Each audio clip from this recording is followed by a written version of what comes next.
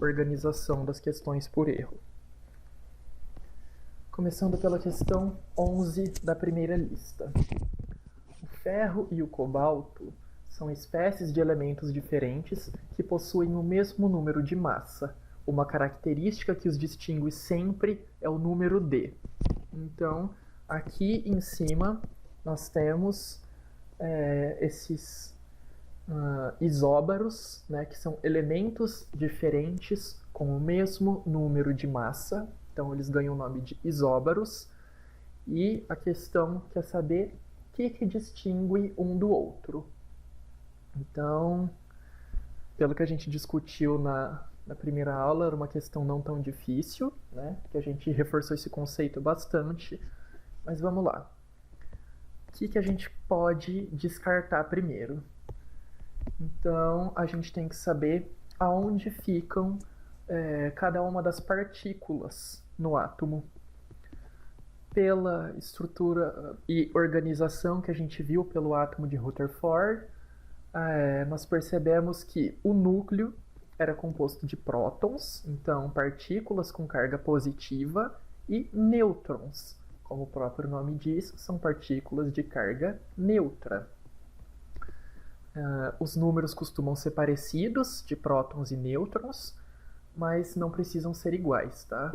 A gente tinha uma tabela que eu mostrei na primeira aula, que a primeira razão era exatamente igual, depois mais ou menos do elemento de número atômico 20, que seria o cálcio, já começam a ter mais nêutrons do que prótons no núcleo.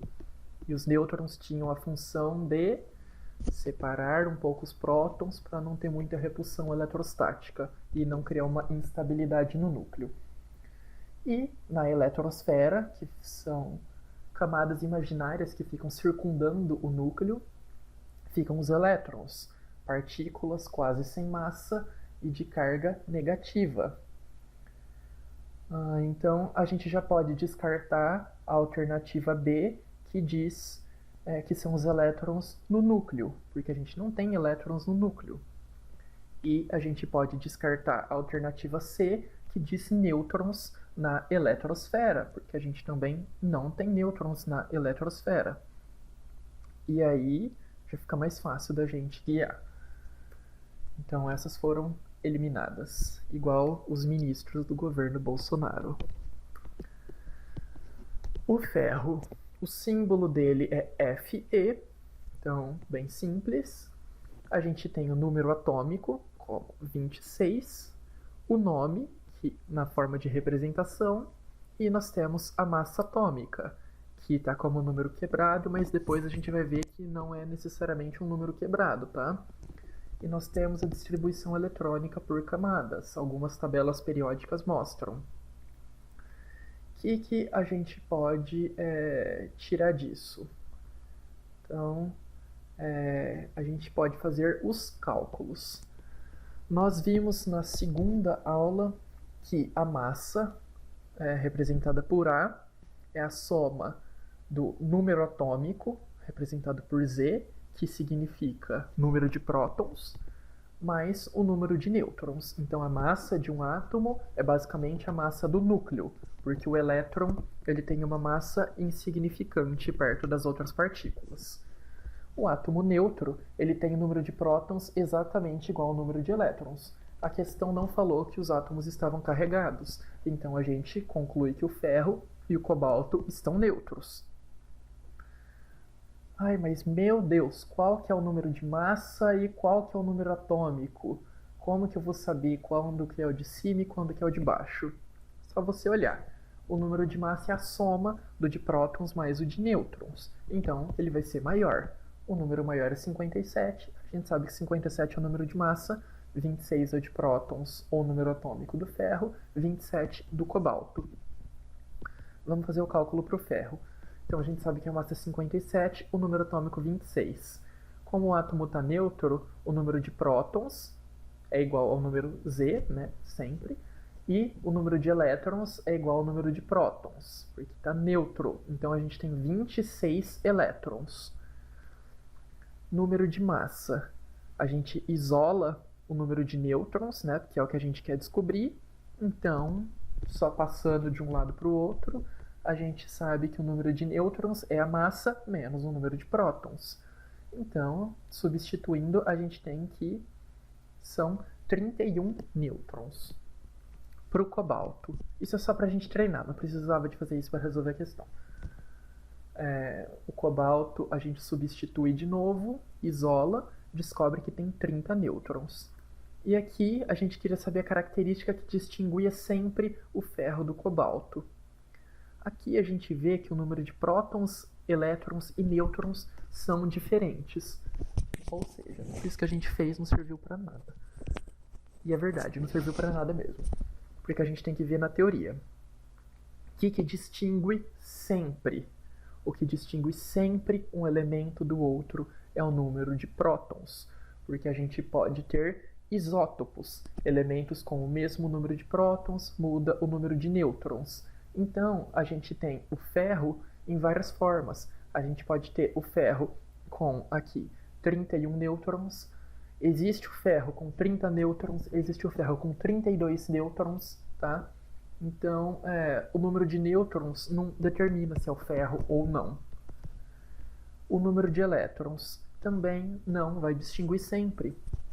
Porque aqui a gente tem 26 elétrons, no cobalto a gente tem 27. Só que o cobalto e o ferro ambos são metais. Metais podem perder elétrons. Quando um dos dois perde elétrons, o cobalto pode perder um elétron só, fica cobalto mais. Ele vai ter o mesmo número de elétrons que o ferro neutro, então isso não distingue ele sempre. O que distingue sempre é o número de prótons no núcleo, por isso que eles são elementos diferentes. Enquanto você tiver ferro e cobalto, todas as outras coisas podem ser iguais ou diferentes, mas o número de prótons vai ser diferente. Tá? Então, primeira questão resolvida, faltam 19. Aqui não fazia parte da questão, mas eu não dei isso em aula, e eu achei que isso poderia ser um pouco enriquecedor. Em geral, a gente tem que a massa dos elementos é um número tipo 55,845. Da onde que vem isso? Na verdade, as massas deles são bem mais próximas de números inteiros. Então ela pode ser, aqui a gente arredonda, 54, 56, 57, 58, tá? Como que a gente tem esse número quebrado? A gente vai ter um pedacinho de nêutron, um pedacinho de próton? Não, é porque a massa que é representada na tabela periódica, ela nada mais é do que uma média, tá? Ela é uma média ponderada. O que significa isso? Ela leva em consideração todos os isótopos dos elementos que têm isótopos, que nem todo elemento consegue ter isótopos, tá? Mas de todos os elementos que têm isótopos, ela leva em consideração a massa e a porcentagem de disponibilidade desses no planeta. Então, como eu disse, a gente pode ter o ferro com 31 nêutrons, que era o que a gente tinha visto aqui. A gente pode ter ele com 30, pode ter ele com 28 ou com 32. Todos esses existem na natureza e todos está escrito aqui, ó, stable. Então todos são estáveis na natureza. O que significa? Eles não são radioativos. Então eles vão durar milhões de anos mantendo a forma deles, sendo esses átomos. Só que o ferro de massa 56 é quase 92% de todo o ferro que a gente encontra no planeta, tá? Os demais são só frações, sendo que esse ferro 58 é 0,3%. Então a probabilidade de você achar esse ferro na natureza numa grande quantidade é nula, tá? Numa barra de ferro, então, numa barra de ferro você vai ter 91% dos átomos da barra de ferro vão ser esse, 5% esse, 2% esse, 0,3% esse, tá? Porque eles estão distribuídos por aí, a gente acredita que homogeneamente. E como que eu calculo essa bendita média ponderada? Então você põe a massa de cada um, aqui eu já considerei arredondado, então eu considerei 54, vezes esqueci o termo correto, mas assim, a disponibilidade que eles têm no planeta. Então, do isótopo de massa 54, a gente tem 5,85% no planeta. Então a gente multiplica um pelo outro. Soma com a mesma coisa do próximo. Massa 56 vezes 91%. A gente faz isso para todos os isótopos e divide por 100. Por que divide por 100? Porque 91% mais 5, mais 2, mais 0,3 vai dar 100%. Então, a gente faz isso para normalizar. Lembrando que multiplicação vem antes da soma, então você multiplica todos antes e depois soma. Então, 54 vezes quase 6 dá 315. Esse daqui dá 5.138 e assim por diante. Dessa forma, quando você faz a divisão por 100%, você descobre que a média ponderada da massa desse elemento é 55,9. Está bem próximo do que está aqui nessa tabela. Por que não está igual? Porque eu usei número arredondado e não esses números mais exatos, tá? Então aqui, dá pra gente ver nesse gráfico que o ferro 56 é quase todo o ferro que a gente encontra no planeta. Depois vem 54, um tiquinho de 57, quase nada de 58. Se a gente não viu em aula, é para complementar. Conseguiram entender? Tudo certo? Tá dando para acompanhar? Só vocês rindo da minha cara, só isso. Então vamos para a próxima questão. Isso é difícil, um pouquinho difícil cair no vestibular, mas é interessante que vocês saibam fazer. Então, para calcular a massa do cloro também é do mesmo jeito. A gente tem cloro 35 e tem o cloro de massa 37. Só que se você for olhar na tabela periódica, você vai encontrar que a massa do cloro é 35,5. Por quê? Porque a gente tem muito mais do cloro 35 do que do cloro 37. Então, na hora que você vai fazer a média dos dois, puxa para baixo. Em vez de dar uma média 36, que seria se tivesse 50% de cada, vai dar 35,5, porque o isótopo 35 é mais predominante, é mais abundante na natureza. Próximo exercício, FUVESTinha. É meio velho, né? FUVEST 2000. As espécies ferro 2 e ferro 3, que foi o que o Maicon falou que vocês já teriam visto comigo. Eu não cheguei a abordar isso muito amplo na aula, porque como as nossas aulas são curtas, eu tento fazer o máximo de assunto e algumas coisas eu pulo. Então, os elementos de transição. Então, os metais de transição. Ferro, cobalto, cobre, alumínio, césio... Não, césio não, porque ele não é de transição, ele é da família 1A. Mas esses outros que eu falei, como eles são da estado de transição, a maioria deles tem a capacidade de ter mais de um estado de oxidação. Ou seja, eles podem ter números diferentes de elétrons. Então, o ferro, por exemplo, pode ter a capacidade de ser encontrado na natureza como o ferro 0, que é o ferro metálico. Ele pode ser o ferro 2+, então ele perdeu 2 elétrons, ou ferro 3+, certo? Por que eles podem isso? Se a gente lembra do SPDF, Sepultura para Defunto Fresco, ou Sem Pão da Fome, a gente vê que os metais de transição, eles conseguem ocupar o subnível D. E aí o subnível D é bem grande e aí ele tem uma estabilidade um pouco maior, então ele pode comportar essas formas de oxidação diferente. Qual que é o mais oxidado? Isso é a parte de inorgânica, mas vamos lá. Qual que é o mais oxidado? Oxidar é dar elétrons. Então foi assim que eu decorei. Oxidar, reduzir. Oxidar, dar elétrons. Qual que deu mais elétrons? O ferro 3+. Por quê? Porque ele está mais positivo. Então, esse ferro está mais oxidado do que esse, certo? O férrico é mais oxidado que o ferroso. Então, oxidar, dar elétrons. Fica mais positivo, mais oxidado. Ambos são provenientes de isótopos distintos de ferro. Eles diferem entre si quanto ao número de Q. Então, se eles são isótopos, eles têm o mesmo número de prótons. Então, ambos são ferros. Eles diferem quanto ao número atômico? Não, porque o número atômico é o número de prótons. Ambos são ferros, então ambos vão sempre ter o mesmo número atômico, independente de qual isótopo for. Mas vamos continuar lendo para ir descartando devagarinho e entender melhor. Número de oxidação. Eles diferem entre si quanto ao número de oxidação? Yes. Porque o ferroso perdeu 2 elétrons, o férrico perdeu 3 elétrons. Então, muda o número de oxidação.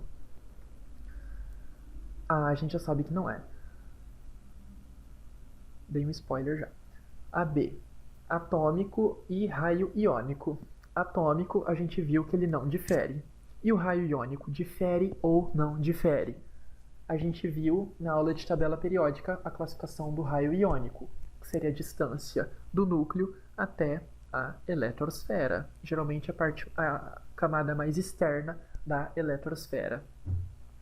Muda o raio iônico quando você muda de ferro 2 para ferro 3? Vai, tempo para pensar. Muda ou não muda? Não precisa nem responder, só pensar. E Bruno acorda. Muda. Por quê? Quanto mais elétrons tiver na eletrosfera, vai ter a tendencinha dele ficar um pouquinho mais gordinho. Na verdade, se eles forem do mesmo período, tá? Mesmo período, mesmo número de camadas. Quanto mais elétrons você tiver, menor vai ser o raio atômico. Por quê? Porque vai tender a puxar mais. É isso mesmo. Então, quanto mais elétrons você vai ter, levando em conta o mesmo período, né? Ou seja, todos vão ter o mesmo número de camadas. Se um tem 11 elétrons e o elemento seguinte tem 12 elétrons, ele vai ter 12 prótons também no estado neutro. Então ele vai ter mais prótons que o elemento da esquerda. Como ele tem mais prótons, mesmo que ele tenha um elétron a mais, ele não vai ser mais volumoso. Por quê? Porque o próton vai puxar mais aqueles elétrons e vai diminuir o raio atômico.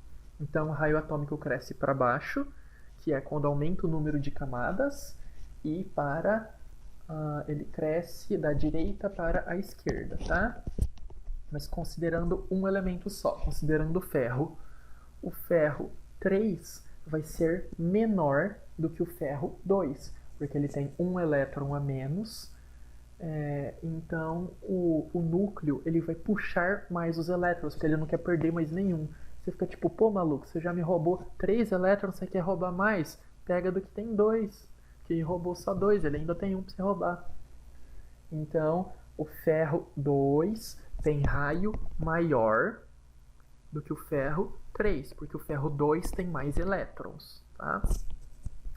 Então aqui muda sim, muda o número de oxidação, muda o raio iônico. Muda o número de prótons? Não, a gente já viu que não, porque o número de prótons é a mesma coisa que o número atômico. Então só de você saber que isótopo tem o mesmo número atômico, e o número atômico significa o número de prótons, você já elimina A, B, C e E. Tá? Fica bem fácil. Eles diferem quanto ao número de elétrons? Sim, diferem quanto ao número de elétrons. Esse daqui tem um elétron a menos. Diferem quanto ao número de nêutrons? Sim, eles diferem quanto ao número de nêutrons. Por quê? Está escrito que são isótopos. Se eles são isótopos, ele tem o mesmo número de prótons, mas número diferente de massa. Tá? Se ele muda o número de massa sem mudar o de prótons, ele só pode ter mudado o número de nêutrons. Dessa forma, aqui para ficar mais bonitinho, para vocês entenderem. O sódio, quando ele está neutro, ele tem o raio de 1,9 angstrom, aproximadamente. Angstrom quer dizer 1 metro dividido por 10 elevado a 10. Seria 1 metro dividido por 10 bilhões. É bastante. Se ele perde um elétron, o que acontece? O núcleo vai sentir falta desse elétron. Então ele vai puxar o resto dos elétrons para ele. Ele vai tentar manter mais protegido. Vocês estão conseguindo entender? Ou está confuso? Tá, vocês estão participando. Espero que vocês estejam entendendo. Tentando ser meio claro. Que bom que acordou. Mantenha-se acordado. Senão eu vou ter que gritar na orelha de todo mundo, é claro. Exercício sobre radiação. Sempre cai exercício sobre radiação. FUVEST 2000. Considere os seguintes materiais: artefato de bronze da civilização Inca, mangueira centenária, ela ainda produz frutos na rua de Belém do Pará. Se vocês forem para Belém do Pará, me tragam uma manga da mangueira centenária, por favor, porque ela parece ser muito importante. Um corpo humano mumificado das tumbas do Egito. O processo de datação por carbono 14 é adequado para estipular, ou seja, fazer um cálculo aproximado da idade apenas de quais dos materiais. O que a gente precisa saber para resolver essa questão? Quantos anos mais ou menos tem o tempo de meia-vida do carbono? Se você souber isso, fica muito fácil. Então aqui eu estou falando que um tempo de meia-vida demora 5.730 anos. Nós vimos na aula, mas eu sei que vocês não lembram. O que significa esse tempo de meia-vida? O carbono 14 ele é instável, tá? É o carbono de massa 14. Ele é formado quando a radiação cósmica atinge a Terra. Então a radiação cósmica atinge a Terra e ele meio que consegue ganhar um nêutron a mais, tá? A radiação cósmica converte um nitrogênio em um carbono e ele se torna um carbono radioativo. Mas ele é radioativo, isso significa o quê? Ele é instável. Então ele precisa de perder esse nêutron que está em excesso para ele, porque está atrapalhando o movimento do núcleo dele lá, não está legal. Ele quer perder esse nêutron.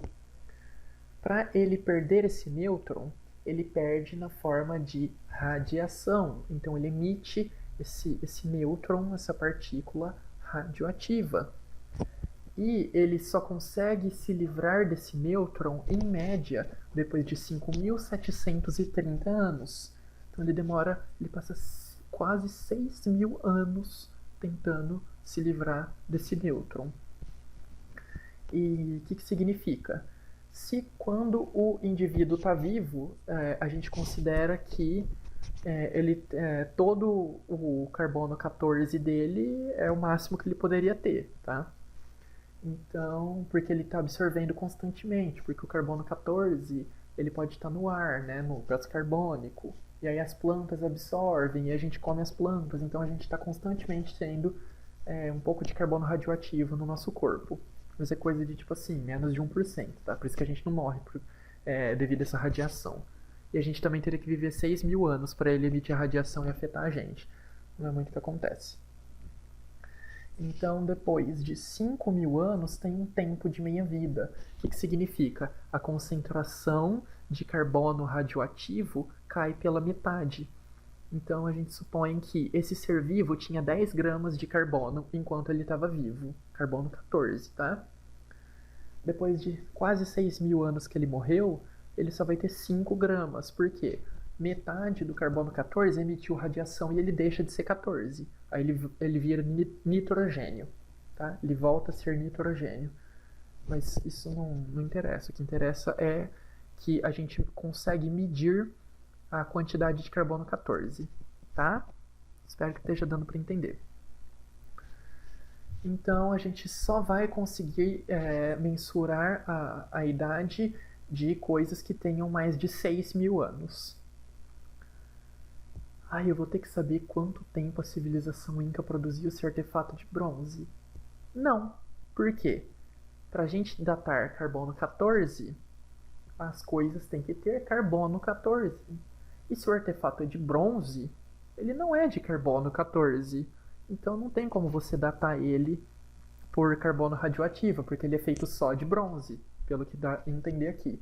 Então a gente não consegue estipular a idade.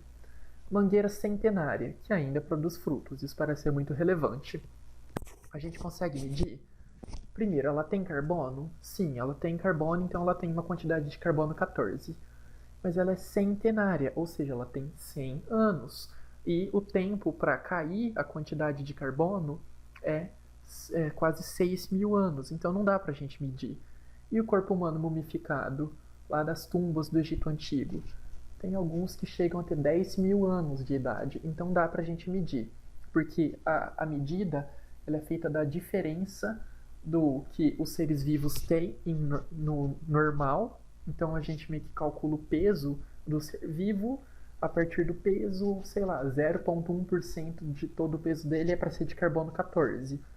Se ele está com o peso um pouquinho menor do que era para estar e encontrou menos carbono 14 do que era estipulado, então a gente sabe que ele é velho, certo? Espero que eu não esteja confuso. Então, tudo que a gente consegue estipular é o carbono no corpo humano mumificado. Vocês estão conseguindo entender? Vocês podem me parar a qualquer momento para fazer repetir, tá? Ainda na lista 1. Esse é o quarto exercício da lista 1 que eu selecionei, porque essa lista era muito grande. Então, Rutherford bombardeou uma fina lâmina de ouro com 0,0001 milímetro de espessura, ou seja, ela era muito fina. Estipulam-se que uma lâmina dessa finura tenha mais ou menos 100 átomos enfileirados, então é tipo muito pouco, com partículas alfa emitidas pelo polônio, que o polônio é radioativo, contido no interior de um bloco de chumbo. Então, por que do bloco de chumbo? O chumbo consegue absorver a radiação. Assim, todas as partículas sairiam pelo mesmo orifício e seriam jogadas todas nas lâminas de ouro, provido por uma abertura estreita para dar passagem às partículas alfa por ele emitidas. Então, as partículas alfa só podem passar pelo buraquinho aqui. Envolvendo a lâmina de ouro foi colocada uma tela protetora revestida de sulfeto de zinco. Sulfeto de zinco, quando bate radiação nele, ele fica fluorescente, então ele brilha no escuro. Observando as cintilações na tela revestida de sulfeto de zinco, Rutherford verificou que muitas partículas alfa atravessavam a lâmina de ouro sem sofrerem desvio, então elas passavam retinho, aqui representado como X. Poucas sofriam desvio, Y. Assinale as corretas e some ao final. Partículas alfa possuem carga elétrica negativa. A gente precisa ver mais detalhado quais são os tipos de radiação. A gente basicamente tem 3 tipos de radiação: a radiação alfa, beta e gama. A radiação alfa, ela é uma partícula e ela é composta por 2 prótons e 2 nêutrons. Seria basicamente quando o elemento está instável, para ele se estabilizar, alguns emitem um hélio. Então ele joga um hélio, 2 prótons, 2 nêutrons. Ele tem carga, né, porque ele tem 2 prótons, e ele tem massa. E ele é meio lento, velocidade 1/10 da luz. Penetração baixa, o que isso significa? Para proteger a gente dessa radiação, uma folha de papel é suficiente. Então você põe uma folha de papel em cima da pele, a folha de papel já barra a radiação. Por quê? Porque ela é partícula, então ela é grandinha. Ela bate nos átomos, bate no núcleo dos átomos da folha de papel e ela não atinge a gente. Partícula beta é uma segunda forma de radiação. Como eu falei, partícula beta. Então ela é composta de um elétron só. É uma forma de radiação, ele está muito instável. O que ele faz? Ele emite um elétron. Então é só um elétron. Carga negativa, sem massa. E é quase a velocidade da luz. A penetração é média. Então ele atravessa o papel, mas ele não chega a atravessar o alumínio. E ele atravessa a nossa roupa. Mas se você tiver com um moletomzão, ele não consegue. E a radiação gama, que essa é uma peste. Por quê? Ela é onda eletromagnética, então ela não tem massa. Ela não é composta por prótons, nêutrons nem elétrons, ela não tem carga. Mas ela é extremamente energética. Ela não tem carga, mas ela tem muita energia. E ela vem na velocidade da luz, porque ela é uma onda eletromagnética. E essa atravessa tudo menos o chumbo. Ela tem penetração alta, então ela atravessa a nossa pele, atinge dentro das nossas células o DNA e consegue promover mutações. Por isso que exposição a esse tipo de radiação pode causar câncer. Então ela é muito perigosa. Geralmente é que vários elementos emitem. Então a afirmativa falava que partículas alfa são partículas de carga elétrica negativa.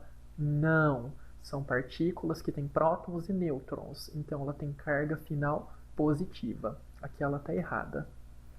Partículas alfa sofrem desvio ao colidirem com elétrons nas eletrosferas dos átomos de ouro. a gente tinha visto em aula que a eletrosfera ela teria pouca densidade, porque cada elétron está num lugar, a probabilidade do núcleo dessas partículas alfa chocarem com o elétron é meio pequena. Então esses elétrons podem criar um desvio, mas não é um desvio grande. A grande parte do desvio que as partículas sofrem é quando elas batem no núcleo, porque o núcleo é bem denso. Então vem a partícula alfa de boa, bate no núcleo e aí ela desvia para o lado. Tá? Então elas não desviam ao sofrerem colisão com elétrons. É só com os prótons ou os nêutrons no núcleo diretamente. Aqui é um exemplo. Então elas podem sofrer um pequeno desvio por questão da carga, mas em geral, elas conseguem atravessar sem problema nenhum, porque a eletrosfera é como se fosse um grande espaço vazio. A eletrosfera, a camada mais externa da eletrosfera, pode ser 100.000 vezes maior do que o núcleo. Então seria a mesma coisa que uma bola de tênis no meio de um campo de futebol. Então a bola de tênis seria o núcleo e o canto do campo de futebol seria a eletrosfera. É muito longe. Tá? Então o que realmente cria o desvio são os núcleos. O sulfeto de zinco é um sal. Aqui é ele brilhando quando ele recebe radiação. Muito bonito. Sulfeto de zinco, qual que é a fórmula dele? ZnS. Porque o zinco tem carga 2+, e o enxofre 2-. Então, 1 de cada. Essa é a fórmula mínima deles. Ele é um sal.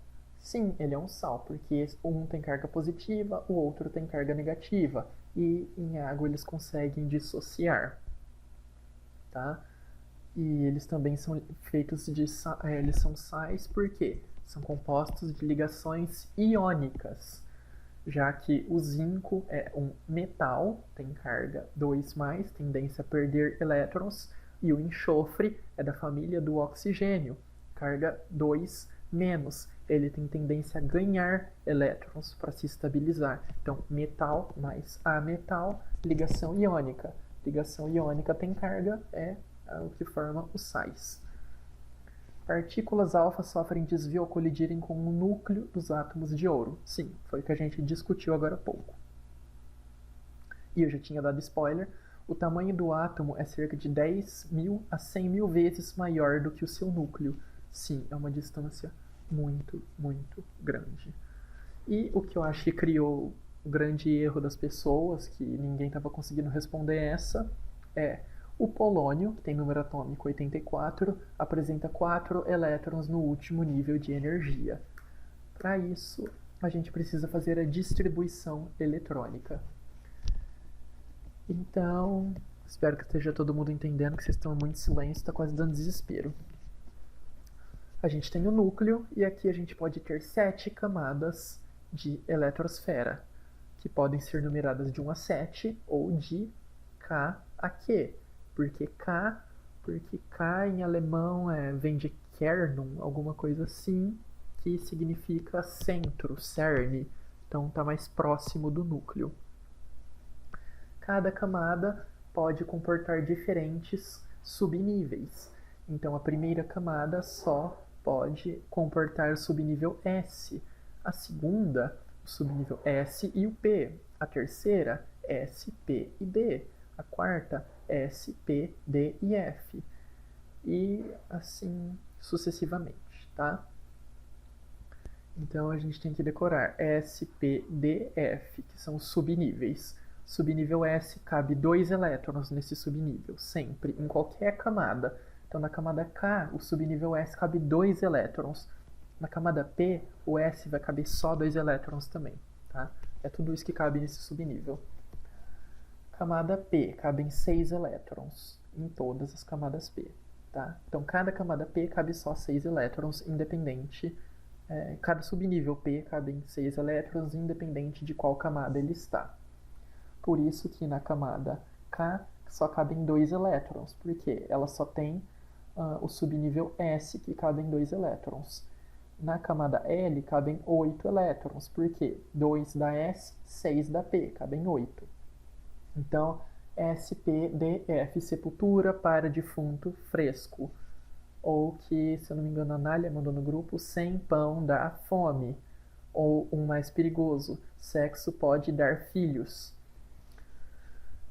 Então a gente vai fazendo a distribuição de acordo com o nível de energia. A gente via que tinha que ser sempre na diagonal.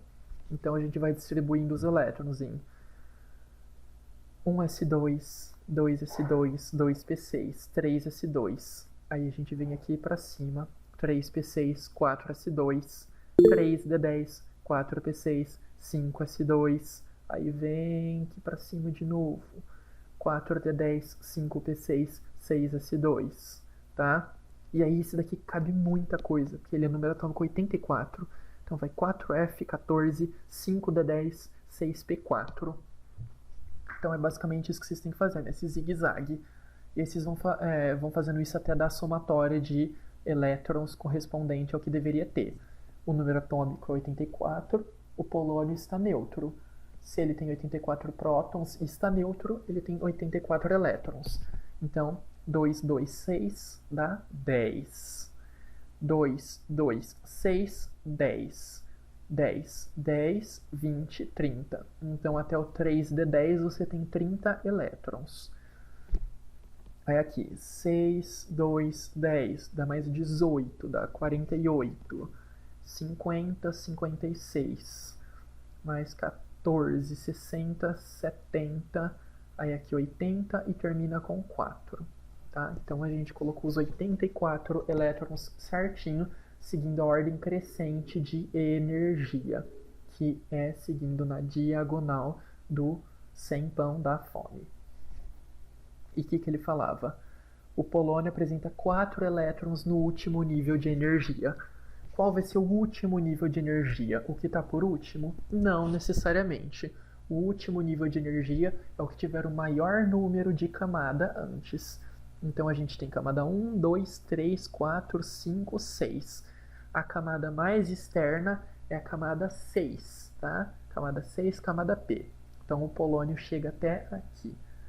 E falou que o polônio tem só 4 elétrons na camada mais externa. Isso é verdade? Não. Ele tem 4 mais 2. Tá vendo? Ó? Esses dois subníveis, por mais que eles tenham um nível de energia bastante diferente, eles estão na última camada. E a pergunta foi: o polônio apresenta 4 elétrons no último nível de energia? Não no último subnível preenchido, tá? Então, no último nível, que é a camada 6, ele tem 6 elétrons e não 4.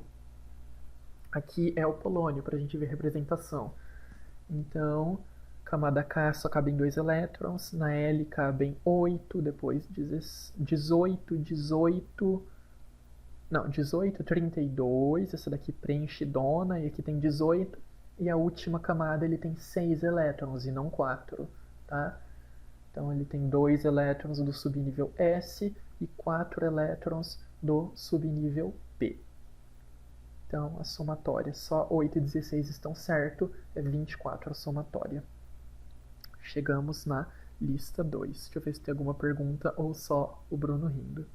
Não, não foi o Bruno rindo, o Bruno deve ter dormido. Lista 2, chegamos na lista 2 agora. Novamente, um exercício acerca de radiação.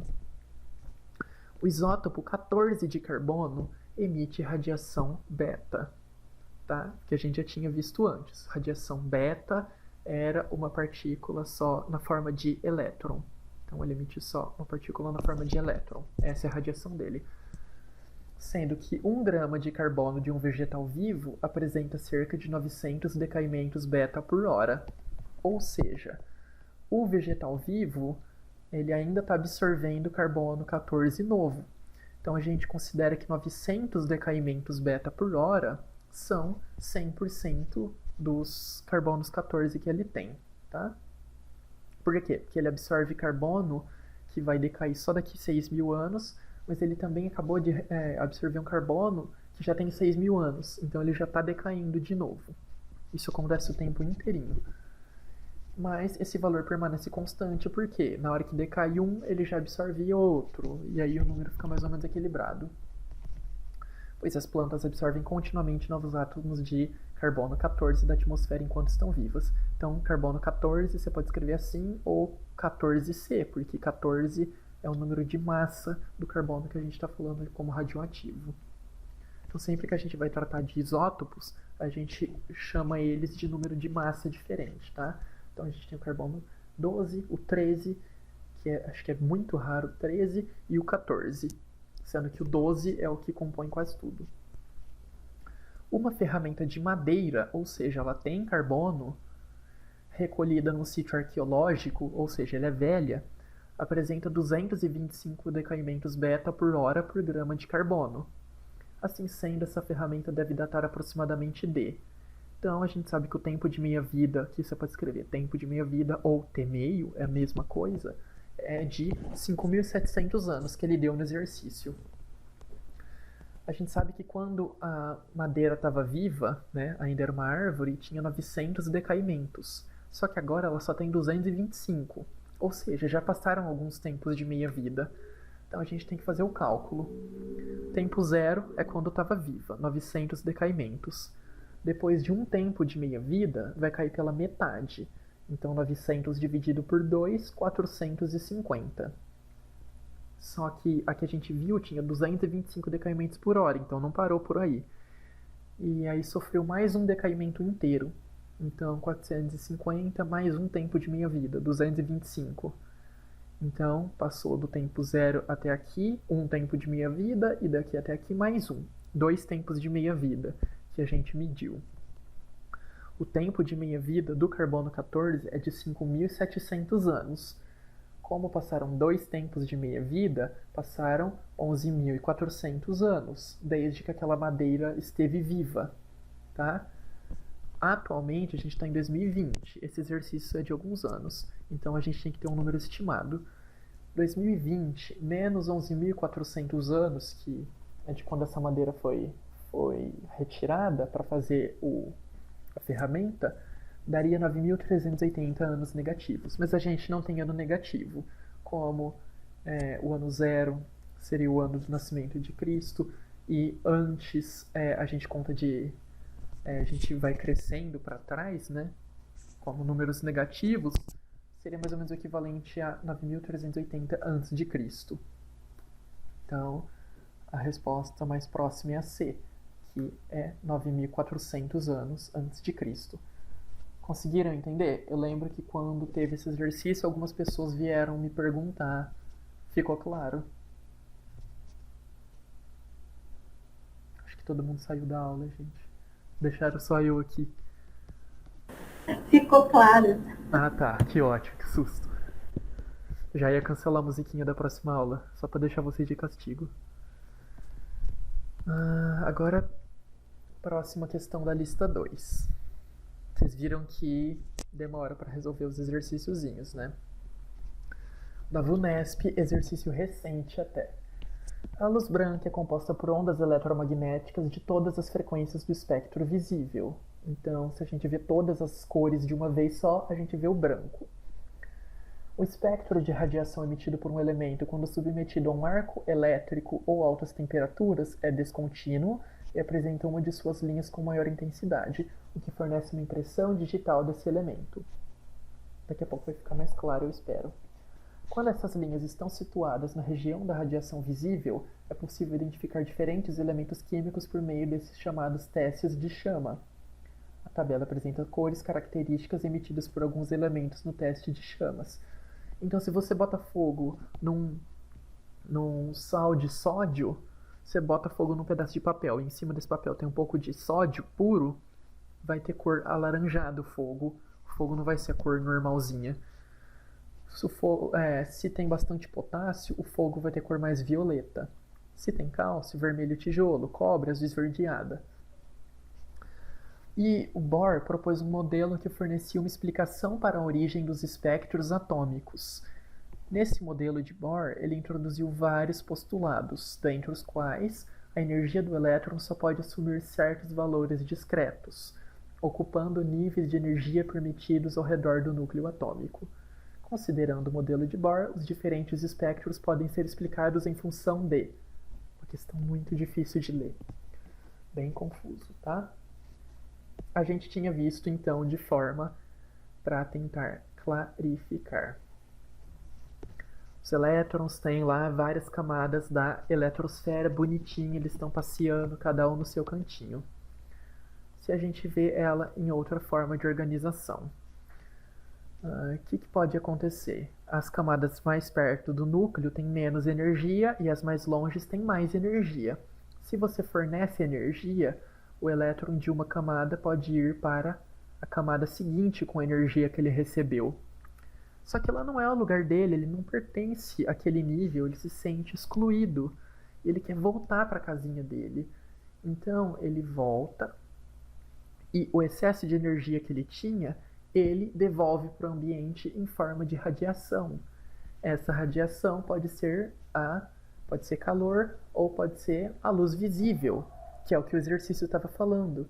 E que mais que aquele exercício muito confuso estava falando? Que cada elemento tem diferentes camadas de elétrons, né? Porque cada elemento vai ter um número diferente de elétrons, né? Devido ao número atômico também. Então, quando tem essa transição, o elemento sai da camada interior, vai para a externa e depois ele volta, o nível de energia que ele emite é diferente para cada átomo. Porque no átomo de lítio, vamos supor que a camada 1 da camada 2 tem isso de diferença. Mas para o sódio, a diferença entre a camada 1 para 2 é isso, um pouquinho maior. Então a energia para ele ir e voltar é um pouco diferente, tá? Então cada elemento, quando emite a radiação, emite em determinados comprimentos de onda. Aqui, por exemplo, o hidrogênio emite nesses comprimentos de onda, que a gente pode ver a energia. Só que o ferro, ele emite muito mais comprimentos de onda. Isso serve como uma digital para a gente saber a pureza dos elementos. Tá? Continuando o vídeo, aqui é uma lâmpada de mercúrio, tem vapor de mercúrio. Então, fornece eletricidade por esse filamento de tungstênio. A gente viu que metais conduzem eletricidade muito bem. E essa eletricidade acaba sendo passada para o mercúrio, que está em vapor, que também é metal e também conduz eletricidade bem. Quando manda esse elétron para o mercúrio, desloca um elétron e passa para o próximo nível. Quando ele volta para o nível dele, emite radiação. A radiação que a gente vê geralmente é branca. Mas se você colocar um prisma, você pode dissecar a radiação em todas essas cores do espectro. Tá? E aqui é o fogo. É muito bonitinho fazer esse experimento. Na faculdade a gente fez. Então a gente punha coisas no fogo, a gente destruiu algumas coisas do laboratório, mas a gente botou coisas no fogo. E é muito legal que quando você põe lítio na chama, fica vermelhinho. Quando você põe sódio, fica laranja, mais amarelado. Quando você põe o cálcio, fica assim, estrôncio dessa cor, bário, cobre. É muito bonito de ver. Então, por que cada elemento pega fogo de uma cor? Por causa das diferentes transições eletrônicas, tá? Então, é do recebimento de elétrons por diferentes elementos?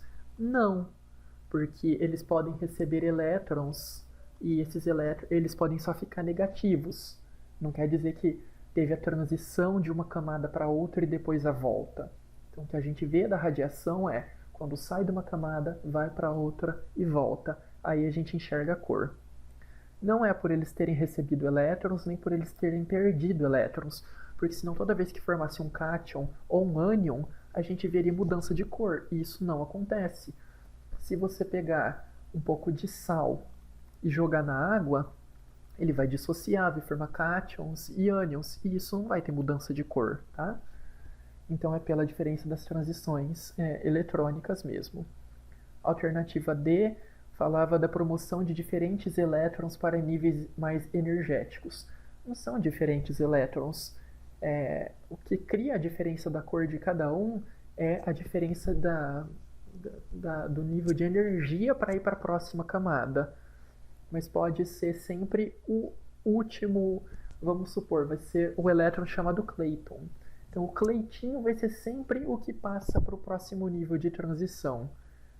Os vizinhos não vão passar, pode ser que só ele passe e volte. Então, independente de qual elétron passa, o que muda a cor é a diferença entre as camadas. Instabilidade nuclear de diferentes elementos.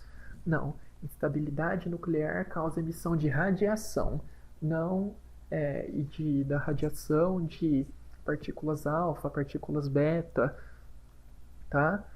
Que aí causa o decaimento do núcleo. Não é só a eliminação de radiação eletromagnética. Para isso é mais simples, é só transição eletrônica, você não estraga nada. Esse exercício é grandinho, tá? Então eu vou deixar para a gente fazer amanhã.